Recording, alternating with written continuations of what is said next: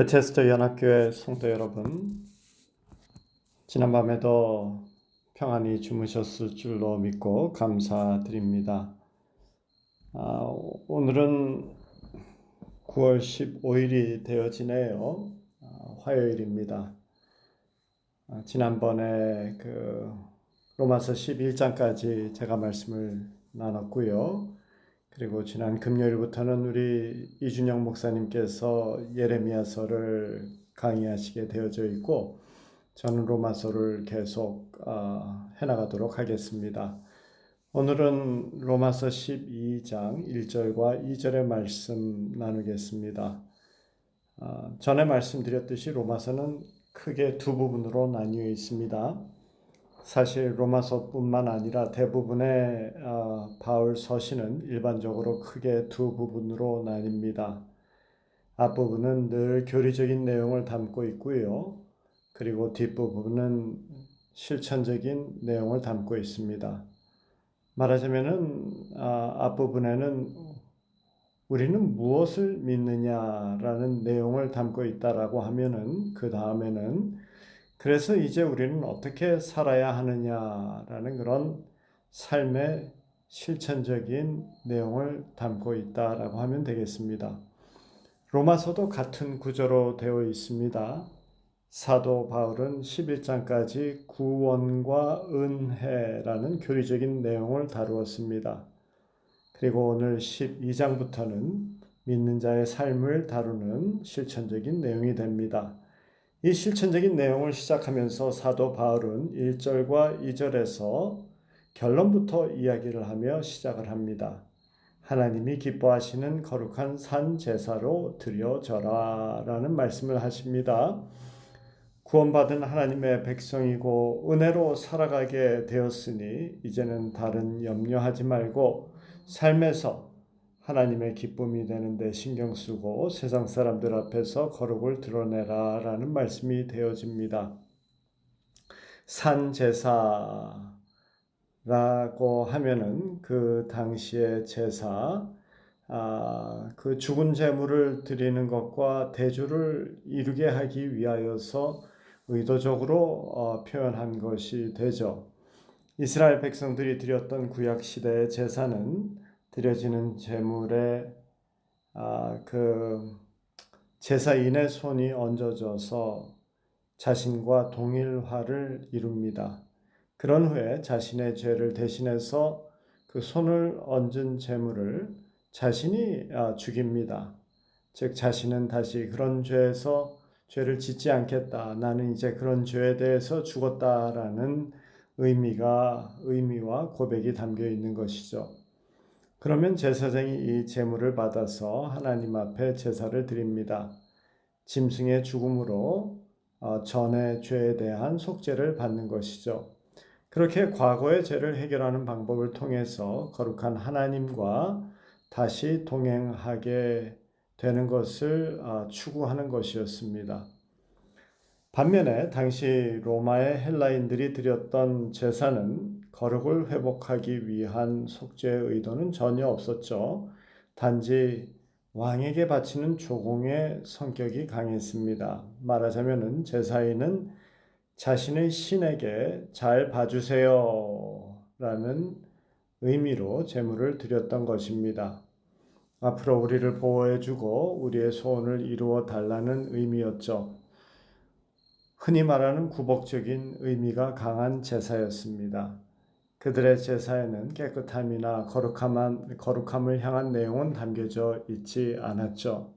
그저 잘 살고 건강하게 해달라는 의미의 제사였습니다. 삶의 문제 해결해달라는 제사였습니다. 그래서 그들은 인간의 삶의 영역을 담당하고 있는 여러 신들을 만들어 놓고 그 신들에게 필요에 따라서 제물을 바쳤던 것입니다. 그 당시의 제사에 담겨 있는 의미를 마음에 두고 사도 바울은 헬라인과 유대인을 포함하고 있는 로마의 교인들에게 하나님이 기뻐하시는 산 제사로 드려지라라고 말씀을 합니다. 그 의미는 죄에 대한 제물은 예수님께서 십자가에서 다 드렸으니 구약 시대의 제사가 되는 죄에 대한 대가를 치르는 문제, 그런 것 이제 염려하지 말라라는 그런 암시가 담겨져 있는 것이죠. 또 다른 하나는 굴복적인 의미를 담은 제사를 거부하는 것입니다. 하나님이 기뻐하시는 거룩한 산 제사의 삶에 초점을 두게 하기 위함이죠. 믿는 자도 먹고 살아야 하니까 예수님께서 주기도문에서 가르쳐 주셨듯이 우리에게 일용할 양식을 주옵시고 라는 그 내용도 우리의 기도에 필요는 합니다. 그렇지만 믿는 자의 삶의 필요를 채워주실 주님을 의지하면서 너희는 구복이 아니라 거룩의 마음을 두고 살라는 의미가 이 산 제사 여기에 담겨져 있습니다. 그리고 또 산 제사의 그 산, living, 이것은 헬라어의 조산이 됩니다. 이것은 현재 진행형으로서 현재 살아있어 움직이는 이라는 뜻이 되죠. 이것은 지금에 관심이 있습니다. 과거의 실패와 미래의 염려가 아니라 지금의 삶에 초점을 두게 합니다. 장소에 구애받지 않고 내가 지금 마음과 행동으로 생활하는 그 자체를 주님께 드리라라는 말씀이 됩니다. 우리의 과거의 죄와 실패는 예수 그리스도의 십자가의 피로 덮여졌습니다. 그리고 우리의 미래의 필요와 우리의 미래의 걱정은 하나님의 사랑으로 다 해결되어지고 보장되어질 것을 믿음으로 선포하며 나갑니다. 그러니 이제는 오늘 어떤 영적 예배를 이루어야 하는가가 관건이 되는 것이죠. 일반적으로 영적 예배라고 번역되어져 있는 이 단어가 성서학자들에게는 사실 문제거리입니다. 번역을 하기가 쉽지 않은 로기켄이라는 그 헬라어 때문이죠. 이 말에는 육적이라는 의미에 반대가 되는 뭐 당연히 일반적으로 영적 이렇게 되어집니다. 이것은 우리말이나 영어에서 뭐 다른 단어로 대체하기가 쉽지가 않습니다. 그런데 헬라어에는 영적이라는 단어가 하나가 아니죠. 본문에 로기켄 그 중에 하나가 되고 또 다른 하나는 일반적으로 많이 쓰이는 푸뉴마티켄이 됩니다. 이 푸뉴마티켄이라는 단어는 아주 확실하게 영적이라는 의미가 있습니다. 성령도 이 단어와 연관이 되어져 있죠. 그리고 푸뉴마티케는 사도 바울이 일반적으로 사용하는 단어입니다. 로기케는 합리적인이라는 의미도 있고 반면에 또 영적이라는 의미도 내포되어져 있습니다. 그래서 우리말 번역서 중에 현대인의 성경 또는 새 번역에는 이 로기켄을 영적이라고 번역하지 아니하고 합당한이라고 번역을 하고 있습니다. 그렇게 번역한 이유는 영적이라는 그 의미를 강조하기를 원했다면은 사도 바울은 일반적으로 늘 사용하는 푸뉴마티켄을 사용했어야 했기 때문이다라는 생각입니다. 그런데 로기켄이라는 단어를 택한 것을 보면은 영적인 아닌 합리적 또는 논리적이라는 의미를 드러내기 원했다라는 그런 이유입니다. 유대인의 과거에 초점을 맞춘 제사나 이방인들의 미신적인 내용을 담은 제사가 아니라 예수 그리스도의 십자가의 은혜와 하나님의 사랑을 인정하고 살아가라. 그래서 그렇다면은 오늘의 삶에서 거룩하게 드리는 삶을 사는 것이 논리적으로 합당한 예배다라고 말씀을 하고 있는 것이죠. 그래서 1절의 말씀은 새 번역의 번역이 더 잘 되었다고 생각이 됩니다. 이렇게 번역했습니다.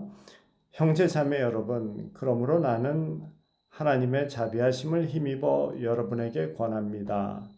여러분의 몸을 하나님께서 기뻐하실 거룩한 산 제사로 드리십시오. 이것이 여러분이 드릴 합당한 예배입니다. 말씀을 마치겠습니다. 성도 여러분, 우리의 인생은 과거의 그러한 부분들 다 해결해 줬습니다. 그리고 미래도 하나님께서 책임지시겠다라고 합니다. 그러니 우리가 할 일은 오늘 하나님의 기쁨이 되고 거룩을 이루어 세상의 빛과 소금으로 살아가는 일에만 신경을 쓰는 것이 마땅하다라는 사도 바울의 호소를 마음에 두고 살아가시는 복된 하루 되시기를 주님의 이름으로 축원합니다. 다 같이 기도드리겠습니다. 사랑의 하나님 아버지, 오늘 또 주의 말씀을 대하게 하시어 감사합니다. 이 말씀대로 참 과거의 것 주님께 맡기고 미래의 것은 주님을 의지하며 오늘 주님께 초점을 맞추어서 주님의 기쁨이 되며 또한 세상에 참 소금과 빛이 되어지는 삶을 살아가는 저희들 되게 해주시옵기 원합니다. 성령님, 우리 성도님들 있는 곳곳에서 오늘도 지켜 보호하여 주시고 은혜 가운데 붙잡아 주시어서 영육 안에 강건하게 살아가도록 하여 주시옵기 원합니다. 우리 주 예수님의 이름으로 기도드렸사옵나이다. 아멘.